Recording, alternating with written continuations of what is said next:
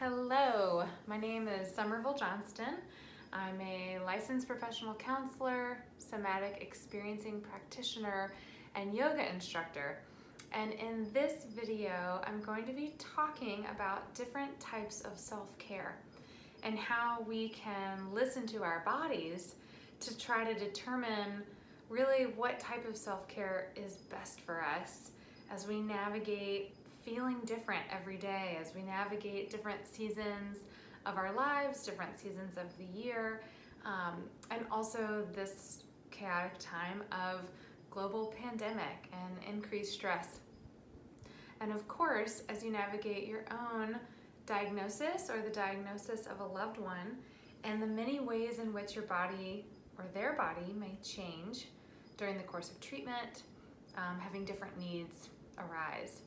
So self-care, we can think of it as bubble baths and chocolate cake. We can think of it as disciplined morning ritual. It can mean so many different things.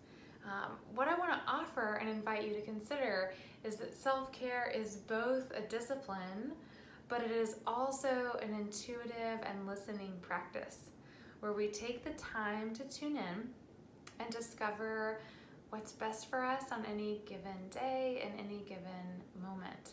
Of course, having structure and routine means that we're not always asking the question and we have things to fall back on. But I like to break self-care down into three different types. One is shame and should. You're probably familiar with this type of self-care. I really shouldn't eat that piece of cake. I really should go for a run. I really should be able to do fill in the blank. And for most folks, the should and shame results in some form of guilt when that rigid approach is inevitably not met. Second type would be escape and indulge. Kind of a treat yourself mentality, but not in a way that feels really aligned with what you know you need.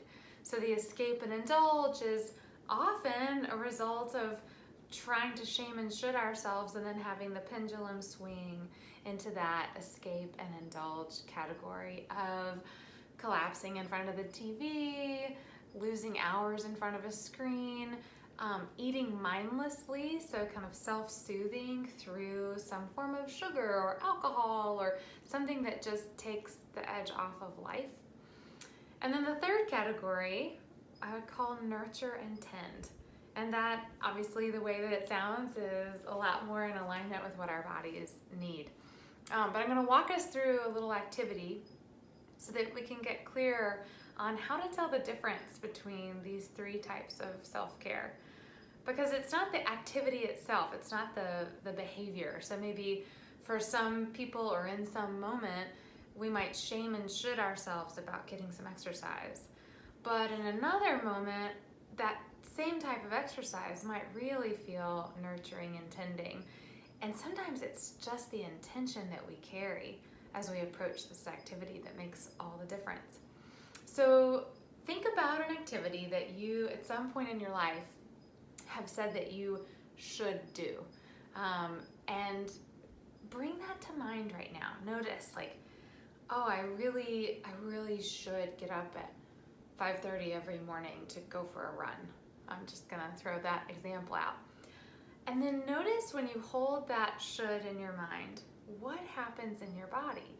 What sensations do you feel? For me, it's like a tensing, it's uncomfortable. It's also like almost this guilt because I know I won't, bracing for when I don't accomplish that thing. So notice your body, it's tensing, and that's the sympathetic nervous system activating. That's our little bit of fight or flight. And even though there's no tiger hunting us, we've just sparked this I'm being hunted sensation, or there's a danger, there's a threat, just by shoulding on ourselves. So there's feedback there, right? All right, now let's push that aside. We're not gonna should ourselves right in this moment.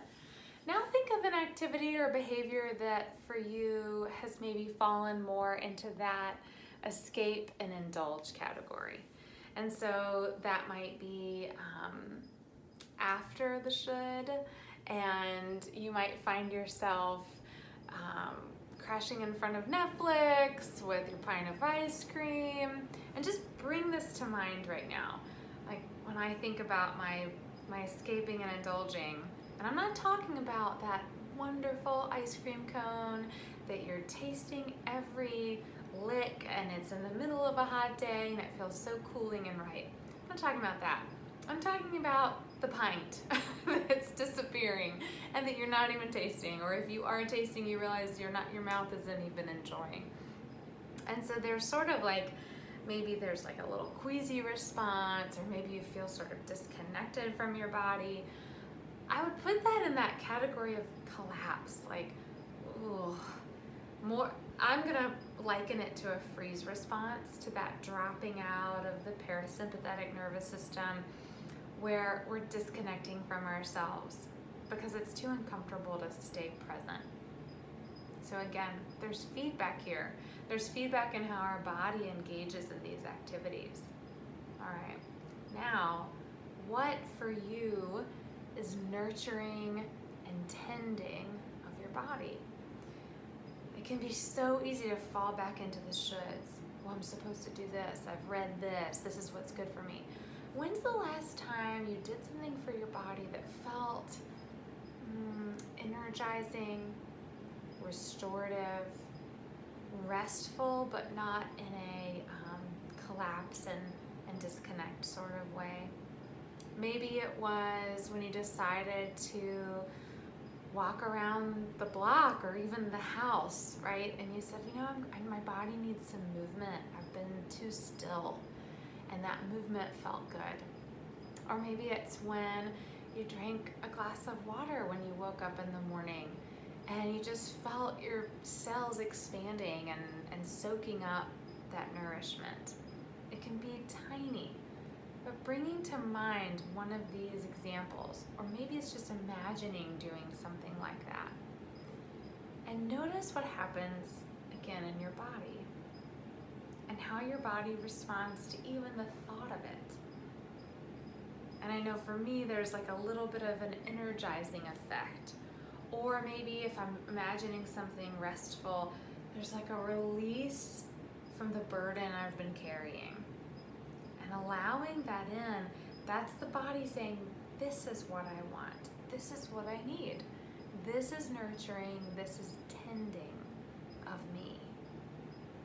Now, if you're in a place where moving your body much doesn't feel very accessible, or getting a certain type of food in, like healthy greens, feels like it doesn't work with your chemo treatment. Looking for little ways, tiny ways, not to push ourselves from should and shame, but rather cultivate, nurture, nourish, a little glass of water here, a little bit more understanding of what kinds of foods can balance each other out and help be digestible when we aren't feeling so well. Or if you're in a caregiving role, then what is the thing you can do instead of kind of shoveling food in your mouth to keep going? Can you take time to pre-order some sort of nicer meal for you that feels nourishing? So these are all ideas, and you don't have to take them and make them into shoulds, right? But listening to our nervous system means that we set ourselves up to not only feel more relaxed in our bodies, but also digest better because we're calm and safe in our bodies. Change the story we have in our head of what we will never be able to do, and acknowledge the little wins that we have along the way. And also give our bodies a sense of self-love and appreciation, which does a lot for the next decision and the next decision. So I hope you take this idea and play with it and notice what feels good in your body before, during, and after. And I would welcome any feedback or observations along the way.